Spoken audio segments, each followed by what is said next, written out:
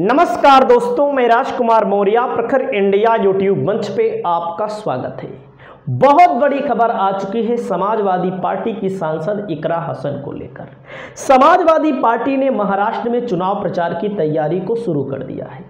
जहां पर अखिलेश यादव पहुंचते हैं, अबू आसिम आजमी रहते हैं, महाराष्ट्र के समाजवादी पार्टी के तमाम नेता रहते हैं, वहीं पर पहुंचती हैं समाजवादी पार्टी की सांसद इकरा हसन। जब इकरा हसन ने भाषण दिया तो लोग देखते रह गए और उन्होंने भाषण क्या दिया है, मैं उस भाषण को सुनाना चाहता हूं और उनके भाषण की चर्चा चारों तरफ हो रही है। आपकी जो भी राय होगी आप अपनी राय को बताइएगा। आप देख सकते हैं इकरा हसन यहाँ पर खड़ी हैं, अखिलेश यादव खड़े हैं, अबू आसिम आजमी खड़े हैं और महाराष्ट्र की एक महिला नेता जो अब प्रत्याशी बनने वाली है समाजवादी पार्टी की। तो इकरा हसन ने क्या बोला आप सुनिएगा।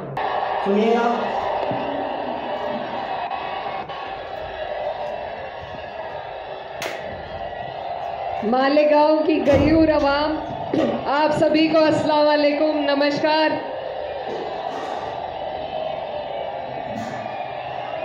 बहुत बहुत शुक्रिया।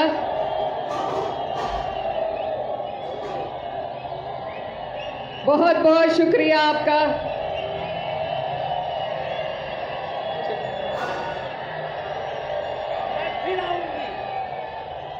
आज बारिश है, 2 मिनट का वक्त चाहिए आपसे बस।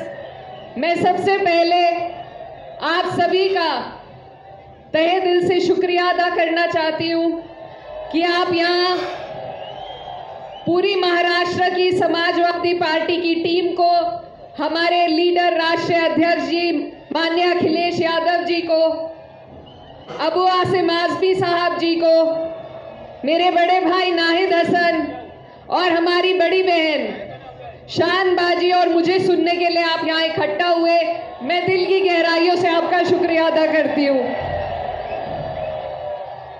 आपके यहाँ आकर बिल्कुल एहसास नहीं हो रहा कि हम घर से बहुत दूर चलकर आए हैं। ये भी बुनकरों की और मेहनत कशों की धरती है और जहाँ से मैं आती हूँ वहाँ भी बुनकरों की और मेहनत कशों की धरती है। तो आप में आपका ये जो अपनापन है ये मुझे पूरा महसूस हो रहा है और मैं यही कहना चाहती हूँ कि सिर्फ समाजवादी पार्टी वो पार्टी है जो हमेशा मेहनत कशों की लड़ाई लड़ती है। हमारे राष्ट्रीय अध्यक्ष जी, माननीय नेताजी,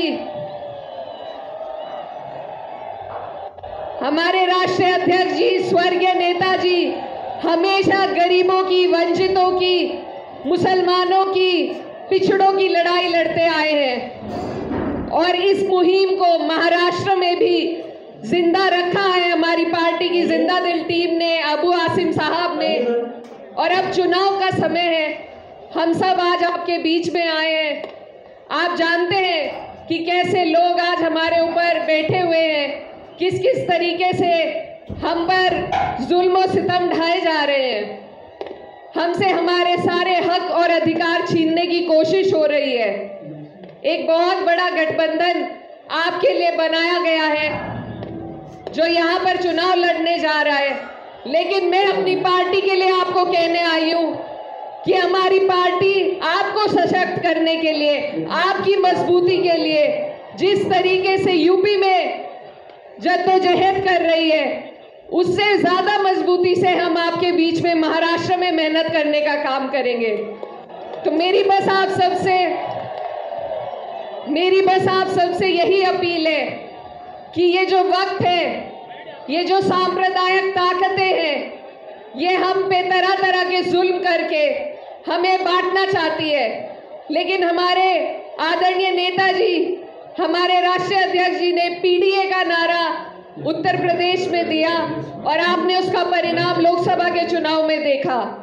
इस सरकार के गुरूर को तोड़ने में सबसे अहम भूमिका अगर किसी ने निभाई है तो समाजवादियों ने निभाई है, हमारे राष्ट्रीय अध्यक्ष जी ने निभाई है। अब उसी मुहिम को आप लोगों को इसी जोश और जज्बे के साथ आगे लेकर के चलना है। आप अच्छी तरीके से जानते हैं किस तरीके से नफरत फैलाने की कोशिश चुनाव से ठीक पहले आपके प्रदेश में की गई, उत्तर प्रदेश में की जा रही है। किस तरीके से वक्फ बिल ला करके हमसे हमारे अधिकार, हमसे हमारे हक छीनने की कोशिश की जा रही है। टावर से नीचे उतर जाओ, टावर से नीचे। तो ये जो चुनाव है ये बहुत अहम चुनाव है। इस लड़ाई को हमें बहुत मजबूती से, बहुत संजीदगी से लड़ना है। मैं ज्यादा वक्त नहीं लेते हुए बस ये कहना चाहती हूँ कि मेरी जो बड़ी बहन है यहाँ पर, आपकी जो होने वाली प्रत्याशी है इंशाअल्लाह, उनकी जिस हालात में शुरुआत हो रही है उन्हीं हालातों में कुछ मेरी भी शुरुआत हुई थी। और आप ही जैसे भाइयों ने, बड़े बुजुर्गों ने मुझे आशीर्वाद और देख सकते हैं दोस्तों, अखिलेश यादव की स्टार प्रचारक इकरा हसन ने महाराष्ट्र के अंदर अपने भाषण से सबको हिला दिया और इनके भाषणों को सुनने के लिए जनता पेड़ों पर अड़क जा रही है, खंभों पर चढ़ जाती है। जैसे महाराष्ट्र तो भाई शहर है, तो इनके भाषणों को सुनने के लिए जनता पेड़ों पर खड़ी हो जा रही है। आप देख सकते हैं तमाम सुंदर तस्वीरें देखने को आपको मिल रही होंगी। ये सब तस्वीरें वहीं की हैं जो वाकई में समाजवादी पार्टी, देखो जीतना तो है, 4 सीटों पर प्रत्याशियों की घोषणा हुई है, 4 सीटों पर हुई है घोषणा, जीतना तो है और कई सीटों पर जीतेगी। 4 सीटें, 3 सीटें, 5, मतलब कि 2 सीटों से ज़्यादा तो आना तय है। समाजवादी पार्टी ने पहले से प्रत्याशियों की घोषणा इसलिए कर दी कि जो महाविकास अघाड़ी है या कांग्रेस है, एक हमेशा दबाना चाहता है। जैसे हरियाणा में दबाया, मध्य प्रदेश में दबाया, तब भी नहीं जीत पाए। तो वहाँ के जो लोकल लीडर होते हैं सपा को हल्के में लेते हैं। जैसे हरियाणा में हल्के में लिया गया। 1% वोट अगर कहीं से बढ़ रहा हो, 1% वोट अगर कहीं से बढ़ रहा हो तो किसी भी पार्टी को बिना कुछ सोचे समझे अपने साथ शामिल कर लेना चाहिए। 1% की बात हम कर रहे हैं। तो आप समझ सकते हैं कि बीजेपी जो है 1% वोट वालों को, आधा % वोट वालों को अपनी भागीदारी दे करके, उनको इधर उधर से मना करके, तिकड़म करके अपने साथ लाती है। अब आप सोचिए क्या उत्तर प्रदेश के ओम प्रकाश राजभर के पास कितना वोट होगा? अनुप्रिया पटेल को छोड़ दिया जाए, हालांकि अब उनकी भी स्थिति खराब हो चुकी है। संजय निषाद के साथ कितना वोट होगा? लेकिन 1%, 2% जितना भी उसका बढ़ सकता है, ऐसे लोगों को बीजेपी अपने साथ लाती है। वही गलती कांग्रेस करती है। क्षेत्रीय पार्टियों को अगर साथ मिला ले तो उसकी एक क्षेत्रीय पार्टी अगर साथ में मिलती है उसका असर पूरे प्रदेश में जाता है। जैसे कुछ लोग अब कहेंगे कि भाई कांग्रेस मुसलमान का वोट, सपा मुसलमान का वोट, ऐसा नहीं है। अब कोई समाजवादी पार्टी 2, 4, 10 सीटों पर अगर अकेले लड़ा देगी तो नुकसान इंडिया गठबंधन का ही होगा।